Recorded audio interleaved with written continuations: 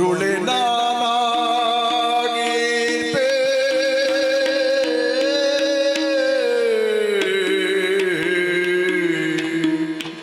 ಮರುಳೆ ನಾನಾಗಿರ್ಬೆ ಮರುಳೆ ನಾನಾಗಿರ್ಬೆ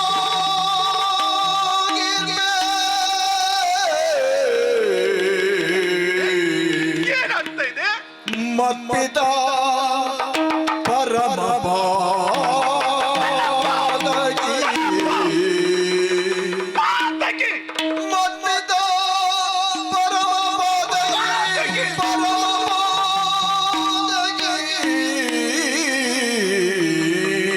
ನನ್ನಪ್ಪ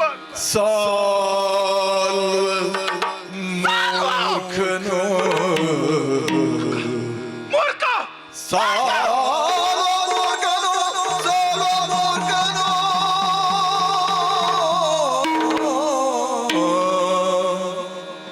ಸುರನದಿ ಸುತ ಬುದ್ಧಿಹೀನನು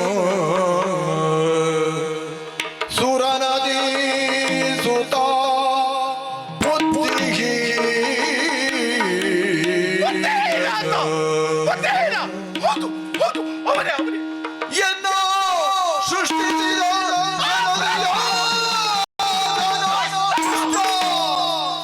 ಎನ್ನ ಸೃಷ್ಟಿಸಿದ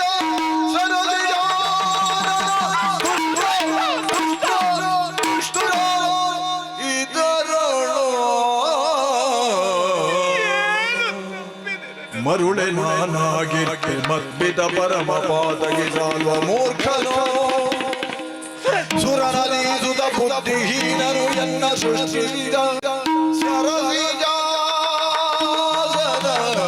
ದುಷ್ಟ ದುಷ್ಟುಷನಿದರಳ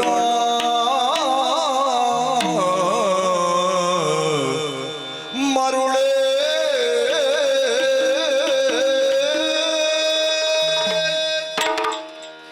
ಏನಾಯ್ತು ಏನಾಯ್ತು ಏನಾಗಿ ಹೋಯಿತು?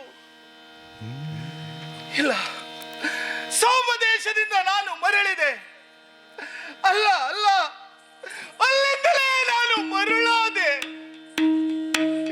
ಈ ಕಡೆಯಲ್ಲಿ ಸಾಗಿದರೆ ಕಾಶಿ ದೇಶಕ್ಕೆ ತುಂಬಾ ಹತ್ತಿರ, ಈ ಮಾರ್ಗವಾಗಿ ಹೋದರೆ ಹಸ್ತಿನಾವತಿಗೆ. ಎಲ್ಲಿಗೆ ಹೋಗಲಿ? ಈ ಮಧ್ಯ ದಾರಿಯಲ್ಲಿ ಈ ಅಂಬೆಯ ಬಾಳು ಕಾಡಿನ ಮಧ್ಯದಲ್ಲಿ ಬೀದಿ ಪಾಲಾಗಿ ಹೋಯಿತೆ. ಪರಮ ಪವಿತ್ರವಾದಂತ ಕಾಶಿ ಕ್ಷೇತ್ರದಲ್ಲಿ ಬೆಳೆದವಳು, ಹುಟ್ಟಿ ಬೆಳೆದವಳು ನಾನು. ಯಾವುದಕ್ಕೆ ಕೊರತೆ ಇದೆ ಹೇಳಿ? ಯಾವುದಕ್ಕೂ ಕೊರತೆ ಇಲ್ಲ.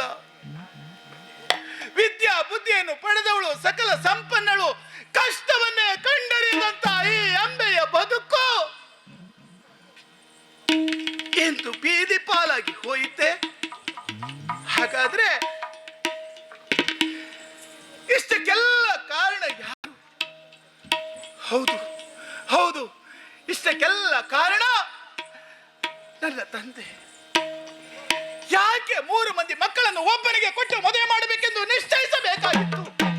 ಪರಾಕ್ರಮವೇ ಪಣ ಎನ್ನುವುದಾಗಿ ನಿಶ್ಚಯಿಸಿ 3 ಮಂದಿ ಮಕ್ಕಳನ್ನು ಕೊಟ್ಟಿಗೆಯಲ್ಲಿರುವ ಹಸುವನ್ನು ಕಟುಕನೊಬ್ಬರಿಗೆ ಕೊಡುವಂತೆ ಕೊಟ್ಟು ಬಿಟ್ಟನಲ್ಲ ನನ್ನಪ್ಪ.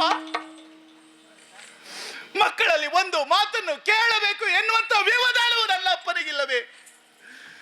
ಹೌದು ಹೌದು, ನನ್ನಪ್ಪ ಪರಮ ಪಾತಕಿ. ಇಲ್ಲ ಇಲ್ಲ, ನನ್ನಪ್ಪ ಪಾತಕಿ ಅಲ್ಲ. ಯಾವ ತಂದೆ ತಾಯಿರು ತಮ್ಮ ಮಕ್ಕಳ ಭವಿಷ್ಯ ಹಾಳಾಗಲಿ ಎಂದು ಯೋಚಿಸುತ್ತಾರೆ? ಇಲ್ಲವಲ್ಲ, ನನ್ನ ತಂದೆಯು ಹಾಗೆ. 3 ಒಟ್ಟಿಗೆ ಕೂಡಿ ಆಡಿ ಬೆಳೆದವರು ಮುಂದೆ ಒಂದೇ ಮನೆಯನ್ನು ಸೇರಲಿ ಎನ್ನುವುದಾಗಿ ಅಲ್ಲವೇ ನನ್ನ ತಂದೆಯ ಆಶೆ?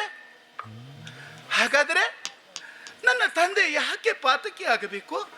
ತಂದೆ ಸರಿಯಾದ ಕೆಲಸವನ್ನೇ ಮಾಡಿದ್ದಾನೆ. ಹಾಗಾದರೆ ಹೌದು ಹೌದು, ಆ ಒಂದು ದಿನ, ಆ ಒಂದೇ ದಿನದಲ್ಲಿ ನನ್ನ ಭವಿಷ್ಯವೇ ಹಾಳಾಗಿ ಹೋಯ್ತಲ್ಲ. ಯಾಕೆ ಕನಸನ್ನು ಹೊತ್ತು ವನ ಪ್ರದೇಶಕ್ಕೆ ತೆರಳಬೇಕಿತ್ತು? ಯಾಕೆ ಸಾಲ್ವ ನನ್ನ ಎದುರು ಬರಬೇಕಿತ್ತು? ಯಾಕೆ ಆತನನ್ನು ನಾನು ಮೋಹಿಸಬೇಕಿತ್ತು? ನಾನು ವನ ಪ್ರದೇಶಕ್ಕೆ ಹೋಗದೆ ಇದ್ದಿದ್ದರೆ ಇಂದು ಈ ಪರಿಸ್ಥಿತಿಯಲ್ಲಿ ನಾನು ಇರುತ್ತಿದ್ದೇನೆ. ಇಲ್ಲ ಇಲ್ಲ, ಇಷ್ಟಕ್ಕೆಲ್ಲ ಕಾರಣ ಆ ಸಾಲ್ವ ಮೂರ್ಖ. ಸಾಲ್ವನನ್ನು ಯಾಕೆ ದೂರಬೇಕು? ಸಾಲ್ವನನ್ನು ಯಾಕೆ ದೂರಬೇಕು? ಪ್ರಾಯ ಪ್ರಬುದ್ಧರಾದಂತ ಗಂಡು ಹೆಣ್ಣು ಏಕಾಂತದಲ್ಲಿ ಸೇರಿದಾಗ ಪ್ರೀತಿ ಪ್ರೇಮದಲ್ಲಿ ಒಳಗಾಗುವುದು ಸಹಜ ತಾನೇ? ಆತ ಕೂಡ ಹಾಗೆ ಮಾಡಿದಲ್ಲವೇ? ನನ್ನನ್ನೇ ಮೋಹಿಸಿದ, ಮದುವೆ ಆಗುತ್ತೇನೆ ಎಂದ. ಆತ ಹೇಳಿದ ಮಾತಿನಂತೆ ಬಂದು ನನ್ನಲ್ಲಿ ಸೇರಲಿಲ್ವೇ? ಏನು ಮಾಡೋಣ? ಅವರಿಗೆ ನನ್ನನ್ನು ಮದುವೆಯಾಗುವ ಯೋಗ ಇಲ್ಲ. ಸಾಲ್ವ ಮೂರ್ಖನಲ್ಲ, ಸಾಲ್ವ ಮೂರ್ಖನಲ್ಲ. ಹಾಗಾದರೆ ಹೌದು, ಇಷ್ಟಕ್ಕೆಲ್ಲ ಕಾರಣ ನನ್ನನ್ನು ಸೃಷ್ಟಿಸಿದಂತ ಆ ಸರಸಿ ಜಾಸುರ. ಪ್ರತಿಯೊಬ್ಬರ ಹಣೆಯಲ್ಲೂ ಹೀಗೆ ಆಗಬೇಕು ಎಂದು ಬರೆಯುವಂತಹ ಬ್ರಹ್ಮ ನನ್ನ ಹಣೆಯಲ್ಲಿ ಇದೇ ನಡೆಯಲಿ ಎಂದು ಬಂದು ಬರೆದು ನನ್ನ ಬದುಕನ್ನೇ ಚಿತ್ರ ಚಿತ್ರ ಚಿತ್ರ ಚಿತ್ರ ಚಿತ್ರ ಚಿತ್ರ ಮಾಡಿಬಿಟ್ಟ ಆ ಬ್ರಹ್ಮ ದುಷ್ಟ ದುಷ್ಟ.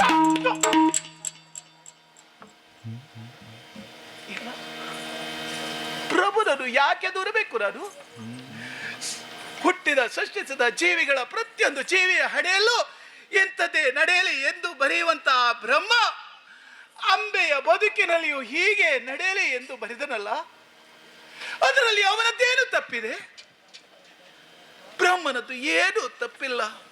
ಹಾಗಾದರೆ ನಾನು ಮರುಳೆಯಲ್ಲ, ನಾನು ಮರುಳೆಯಲ್ಲ. ನನ್ನ ತಂದೆ ಪಾತಕಿ ಅಲ್ಲ, ಸಾಲ್ವ ದುಷ್ಟನಲ್ಲ, ಸರಸಿಜಾಸುರ ಮೂರ್ಖರಲ್ಲ. ಹಾಗಾದರೆ ಈ ಅಂಬೆಯ ಬದುಕು ಈ ರೀತಿ ಆಗುವುದಕ್ಕೆ ಕಾರಣ ಯಾರು? ಯಾರು?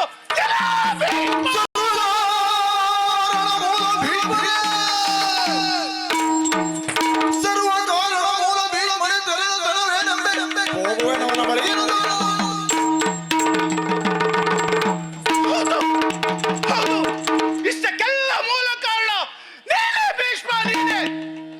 ಮದುವೆಯಾಗುವಂತ ಯೋಗ ನಿನಗಿಲ್ಲದೆ ಇದ್ದರೂ ಕೂಡ ಯಾಕೆ ನೀನು ಸ್ವಯಂವರ ಮಂಟಪಕ್ಕೆ ಬರಬೇಕಿತ್ತು? ಸ್ವಯಂವರ ಮಂಟಪಕ್ಕೆ ಬಂದಂತ ನೀನು ಯಾಕೆ ನಮ್ಮನ್ನು ರಥವೇರಿಸಿ ಕರೆದುಕೊಂಡು ಹೋಗಬೇಕಿತ್ತು? ರಥ ಏರಿಸಿ ಕರೆದುಕೊಂಡು ಹೋದಂತ ನೀನು ನಮ್ಮನ್ನು ಮದುವೆಯಾಗುವುದು ಬಿಟ್ಟು ನಿನ್ನ ತಮ್ಮನನ್ನು ಯಾಕೆ ಮದುವೆಯಾಗಲು ಹೇಳಬೇಕಿತ್ತು? ಹೌದು ಹೌದು, ನನ್ನ ಈ ದುಸ್ಥಿತಿಗೆ ಕಾರಣ, ನನ್ನ ಜೀವನ ಹಾಳುವುದಕ್ಕೆ ಕಾರಣ ನೀನು ಭೀಷ್ಮ, ನೀನು. ನಿನ್ನನ್ನು ಹೀಗೆ ಬಿಡ್ತೇನೆ ಅಂತ ಭಾವಿಸಬೇಡ, ಹೇಗೆ ಬಿಡ್ತೇನೆ ಅಂತ ಭಾವಿಸಬೇಡ. ಬರುತ್ತೇನೆ ಭೀಷ್ಮ, ಬರುತ್ತೇನೆ.